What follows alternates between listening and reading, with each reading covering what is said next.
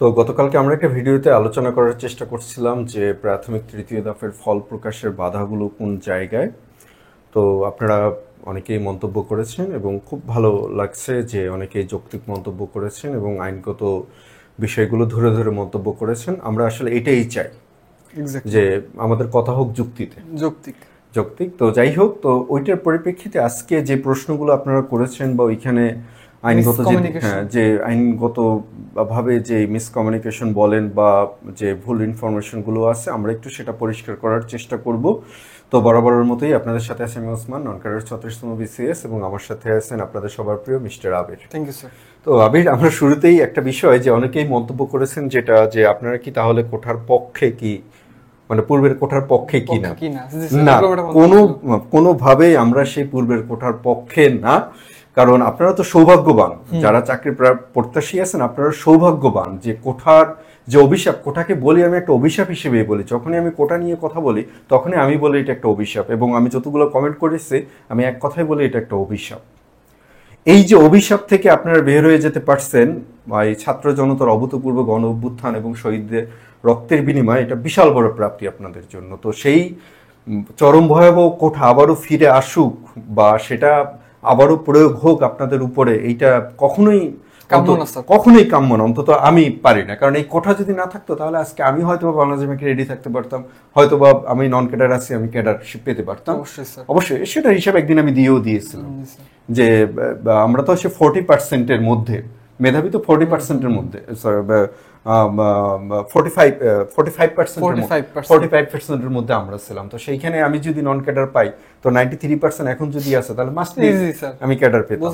তো এইটা মানে কোঠার যে ভয়াবহ যে বিষ বাষ্প এবং কোঠার যে ভয়াবহ অভিশাপ, আমি চাই না কোনোভাবে এটা আবারও ফিরে আসুক, কখনোই ফিরে আসুক। তবে যৌক্তিক ক্ষেত্রে যাদের প্রয়োজন, যেমন বিশেষ করে যারা তোমার প্রতিবন্ধী যারা আছেন তাদের জন্য আমি মনে করি যে এইখানে আপনারাও একটু ছাড় দেবেন, যে একটা মানুষ এতটুকু পরিশ্রম করে বা এই মানে এত প্রতিকূলতার বিরুদ্ধে লড়াই করে আসছে, অন্তত তার জন্য কোটাটা থাকুক। এছাড়া আমি অন্য কোঠার পক্ষপাতি না, ছেলে হোক মেয়ে হোক। আমি চাই যার যোগ্যতা যেটা সে সেটাই করুক। অযোগ্য লোককে কাজটা করতে দিলে এই যে বাংলাদেশ গত 16-17 বছরে যেটা হয়েছে, এটা তো এই অযোগ্য লোকদের জন্যই হয়েছে। অযোগ্য লোকদেরকে আসলে যোগ্য স্থানে বসালে তার পরিণতি খুব একটা ভালো হয় না। এর ভুরি ভুরি উদাহরণ আছে, আর আমাদের সামনে তো যে উদাহরণ তো আছেই 5ই আগস্টের যে অভূতপূর্ব গণ অভ্যুত্থান। তো যাই হোক, তো আমরা একটু দেখানোর চেষ্টা করব আপনাদেরকে এই যে মিস্টার শাহরিয়ার ওয়ারিয়ার অন 787, আপনাকে ধন্যবাদ। আপনি একটা মানে একটা পয়েন্ট বলছেন যেটা আমি মিস করে গিয়েছি, মানে হয়তো বলার সময় তো আর সব লিখে রাখি না, মনে থাকে না। এইটা শুধু প্রজ্ঞাপন না, আদালতের আদেশও। তো এখন বিষয়টা হচ্ছে যে আদালতের আদেশ যেহেতু আছে, সেহেতু ওই যে বিধিমালাটা আছে 2019-এর, ওই বিধিমালাটাকে পরিবর্তন করতে হবে।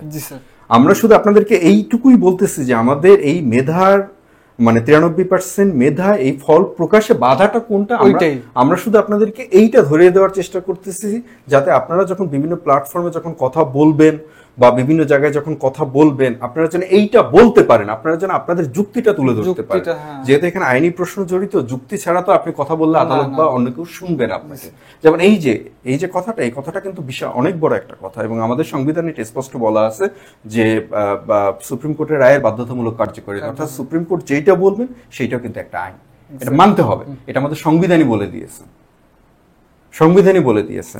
এরপরে আসি যে তো এটা হচ্ছে ইউজার EG6FT7L, মানে র্যান্ডম একটা আইডি। উনি ওনার নামটা হয়তো পরিবর্তন করেন না। ওনার সাথে আমার খুব মানে চমৎকার কথা হয়েছে, এবং মানে খুব আপনি যদি এই ভিডিওটা আজকে দেখে থাকেন তাহলে আপনাকে আমার পক্ষ থেকে ধন্যবাদ। যে আসলে আমাদের আলোচনাগুলো এরকমই হওয়া উচিত, যৌক্তিকভাবে হওয়া উচিত। এসে কোনো একটা ল্যাঙ্গুয়েজ ব্যবহার করে ফেললাম, এটা দিয়ে তো আপনি আসলে মার্ক হয়ে যাবেন। যেমন আমার কয়েকজন এরকম মন্তব্য করছেন, তারা তো মার্ক হয়ে গেছে। আপনি এভাবে যৌক্তিকভাবে কথা বলুন। অবশ্যই আমারও ভুল হতে পারে, আপনারও ভুল হতে পারে, আমরা কেউই ভুলের ঊর্ধ্বে না, আইন সব জেনে আমরা বসে থাকি না, ঠিক আছে? তো যাই হোক, তো আমরা এখানে আমাদের আমরা একটু দেখানোর চেষ্টা করব যে আসলে আমাদের নিয়োগ নীতিটাতে আমাদের জন্য এখন সবচেয়ে গুরুত্বপূর্ণ যে জিনিসটা দরকার, আমাদের এই 93% কোঠায় নিতে হলে তো সেটা হচ্ছে যে আমরা তো এই যে প্রজ্ঞাপন যেটা এটা নিয়ে তো কথা বললাম, এই প্রজ্ঞাপনটা কিন্তু এই যে দেখেন এটা কিন্তু কোর্টের একটা অর্ডারের পরে প্রজ্ঞাপনটা আসছে, সুপ্রিম কোর্টের অ্যাপিলেট ডিভিশনের সর্বোচ্চ আদালতের রায়ের পরে অর্ডারটা আসছে। কিন্তু অর্ডারটা আপিল বিভাগ যেভাবেই দেখ বা সরকার যেভাবেই করুক না কেন, যে বিধি বা আইনকে এগুলো পরিবর্তন করে ফেলতে পারে না। এখন ওই আলোকে, ওই রায়ের আলোকে বিধিটাকে পরিবর্তন করার কথা, কিন্তু বিধিটা এখনো পরিবর্তন হয় না। আমরা কথা বলতেছি এইটা নিয়ে, কারণ এই জিনিসটা কেন এত গুরুত্বপূর্ণ।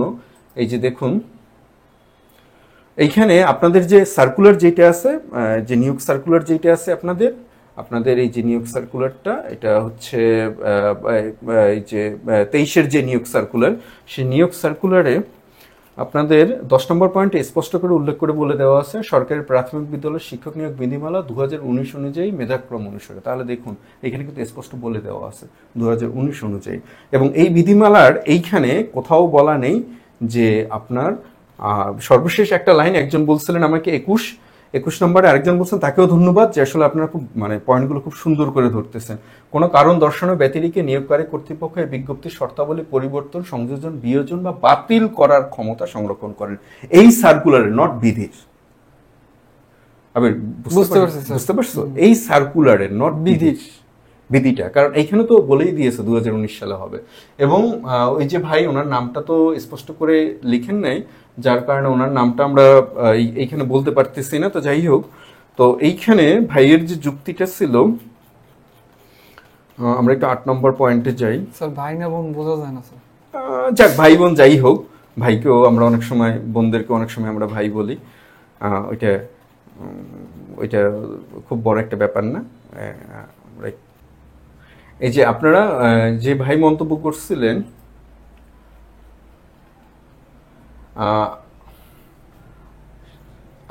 আটটা নিয়ে, দেখেন 8-এর 1 নম্বর এবং 2 নম্বর দুটো উপদফা আছে। 1 নম্বর উপদফায় তফসিলে উল্লেখিত কোনো পদ পূরণের ক্ষেত্রে সরকারি ও সরাসরি পদোন্নতির ক্ষেত্রে কোটা বিভাজনের কোনো ভগ্নাংশ আসলে ফ্র্যাকশনে তার কাউকে নিয়োগ দেওয়া যাবে না।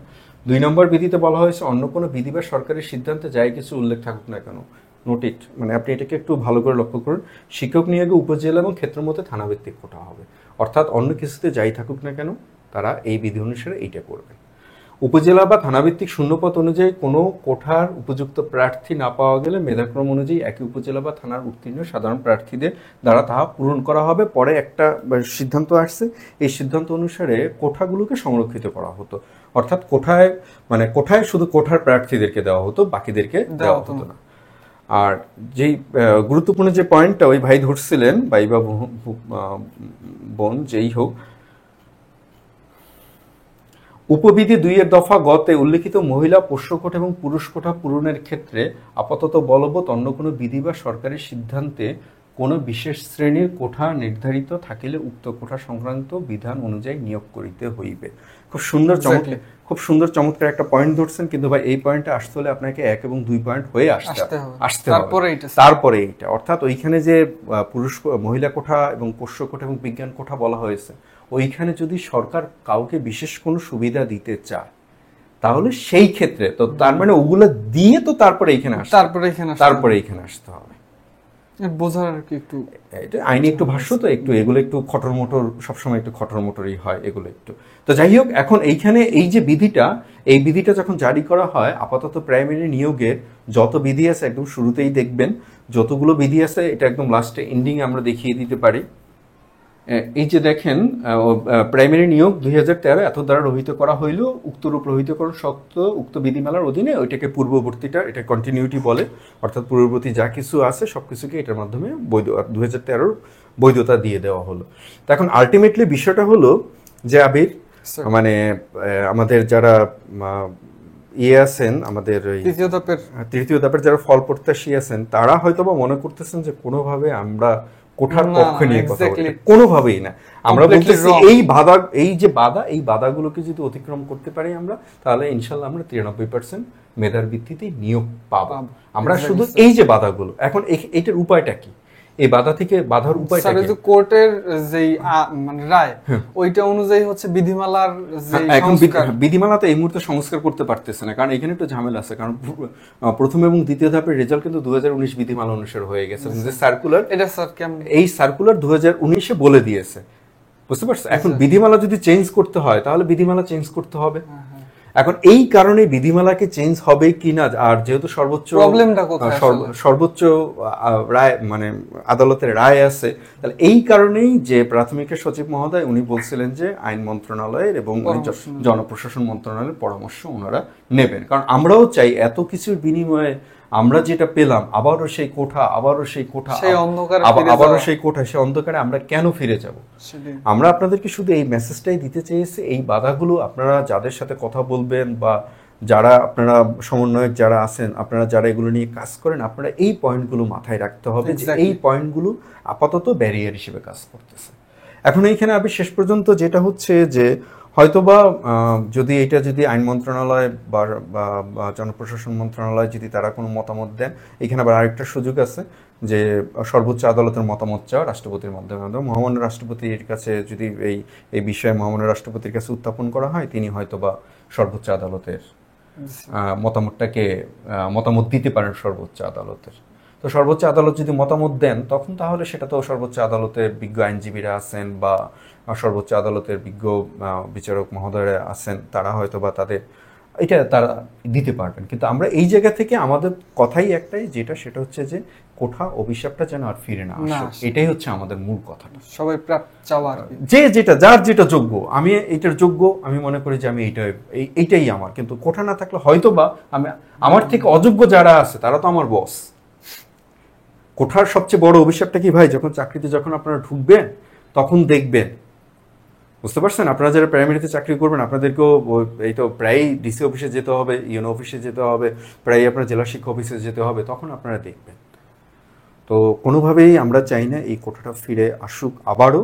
কিন্তু প্রাথমিক তৃতীয় ধাপের এই ফলাফলটা নিয়ে আসলেই একটু সত্যি কথা বলতে একটু ঝামেলা আছে। কারণ দেখো, সবচেয়ে বড় ভুলটা করছেন প্রাথমিক এবং শিক্ষা অধিদপ্তর। আমি ভুলই বলি যে তারা একই নিয়োগকে 3 ভাগে ভাগ করে দিয়েছেন। কারণ ভাগ করে দেওয়ার ফলে কি হয়েছে দেখো, একই নিয়োগ এক ধাপ অলরেডি 1 বছর চাকরি করে ফেলছে, তার মানে কি তারা 1 বছর সিনিয়রিটি, একদিনের সিনিয়রও তো অনেক, একদিনের সিনিয়রিটি অনেক বড় কিছু ইমপ্যাক্ট ফেলে, অনেক বড় ইমপ্যাক্ট ফেলবে চাকরিতে, অনেক বড় ইমপ্যাক্ট ফেলবে, বিশাল বড় ইমপ্যাক্ট ফেলবে 1 বছর, সেখানে 1 বছর। এবং আলটিমেটলি এইটার ইয়েটা কোথায়? আমার শেষ পর্যন্ত আমার মতে আমার যেটা মনে হচ্ছে শেষ পর্যন্ত এটা সমাধান আদালত থেকে আসবে শেষ পর্যন্ত হয়তো বা। কারণ আমার এইখানে তো একটা ভিডিও প্রায় 10,000-এর মতো ভিউ হয়ে গিয়েছে, ওইখানে যারা কমেন্ট করছেন, তো আমি কমেন্টগুলোতে দেখলাম যে আসলে কেউ সাবেক কোঠার পক্ষে, কেউ সাবেক কোঠার বিপক্ষে। তো স্বাভাবিকভাবে অনেকেই আবার বলতেছেন যে যাই হোক, আমার এটা না হইলে আমি রিট করব, আবার তারা বলতেছেন আমার এটা না হইলে আমি রিট করব। তো এখন এটা যদি মহামান্য রাষ্ট্রপতির কাছে মহামান্য রাষ্ট্রপতি বরাবর হয়ে যদি এটা সুপ্রিম কোর্ট যদি কোনো মতামত দেন, তাহলে বিষয়টা হয়তো বা খুব সহজেই সমাধান হয়ে যেতে পারে। তো এখন আলটিমেটলি এটা তো প্রাথমিকের ডিজি উনি তো অবরুদ্ধ, উনি তো আসলে কোনো কিছুই করতে পারতেছেন। উনি গত সপ্তাহে অবরুদ্ধ ছিলেন, ওনারা আসলে এটা সম্পর্কে কোনো কিছুই এই মুহূর্তে বলতে পারতেছেন না। তো এরপরে যে কোর্টের ওইটা নিয়ে একটা রায়, যেটা ওই যে তোমার দুর্নীতির তৃতীয় ধাপের দুর্নীতি নিয়ে যে রায়, তো সবকিছু মিলিয়ে আসলে এই তৃতীয় ধাপের ফলটা প্রকাশটা একটু চ্যালেঞ্জিং হয়ে দাঁড়িয়েছে এখন, একদম কর্তৃপক্ষের কাছে খুব বড় একটা চ্যালেঞ্জ হয়ে দাঁড়িয়েছে। তো যাই হোক, আমাদের মেসেজটা একদম স্পষ্ট, একদম ক্লিয়ার। আমরা চাই রেজাল্ট যেই কোঠার জন্য এত কিছু হলো সেই কোঠার জন্য আবার ফিরে না আসে। কিন্তু কোঠার এই জায়গাটাতে, অর্থাৎ নিয়োগ দেওয়ার এই জায়গাটাতে এই যে বাধাগুলোর কথা বললাম আমরা, এগুলো হলো আপনাদের জন্য বাধা। এখন এই বাধাগুলোকে কিভাবে অতিক্রম করা যায় সেটা নিয়ে হয়তো বা কথা বলতে পারেন যারা যথাযথ কর্তৃপক্ষ আছে। এটা সমাধান আমার কাছে নেই। অনেকেই বলছেন রেজাল্ট চাই। তাই আমার কাছে রেজাল্ট কোথায় থাকলে তো দিয়েই দিতাম, নেই বাবা রেজাল্ট। একটা গল্প না বলে পারি না। একজন ওই ভিক্ষুক গিয়ে এক বিচারপতির বাসভবনে গিয়ে বলতেছে, আল্লাহর নামে কিছু দিয়ে দে বাবা, আল্লাহর নামে কিছু দিয়ে দে বাবা, আল্লাহর নামে কিছু দিয়ে দে বাবা। তো মহামান্য জাস্টিস উনি ব্যস্ত ছিলেন, উনি রাগ হয়ে বললেন, যা তোকে 2 মাস বিনাশ্রম কারাদণ্ড দিয়ে দিলাম। তো আমাদের কাছে তো আসলে ওরকম রেজাল্ট নেই যে দিয়ে দেব। তো মোদ্দা কথা, সর্বশেষ কথা হলো যে আমরা আপনাদের যে দাবি, যে গণদাবি, সেই গণদাবির সাথে একমত, দ্রুত রেজাল্ট দেওয়া হোক। কিন্তু কিছু ঝামেলা আছে, আইনগত দিকটাই এখন সবচেয়ে বড় ঝামেলা। এই ঝামেলার কারণে ফল প্রকাশে এই দেরিটা হচ্ছে। ফল এখন কবে প্রকাশিত হয় এইটাও আমরা জানি না। তো যাই হোক, সবার জন্য শুভকামনা, ভালো থাকবেন। আর আপনাদের যদি কোনো মতামত থাকে অবশ্যই জানাবেন, আমরা চেষ্টা করব আপনাদের কাছ থেকেও কিছু জানার। সবার জন্য শুভকামনা।